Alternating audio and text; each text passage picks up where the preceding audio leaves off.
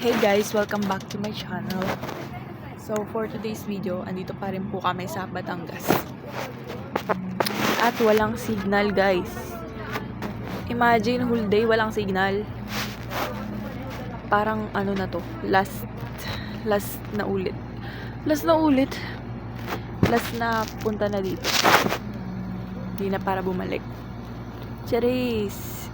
So yun, happy birthday Zai, love you. Lamig po dito kasi.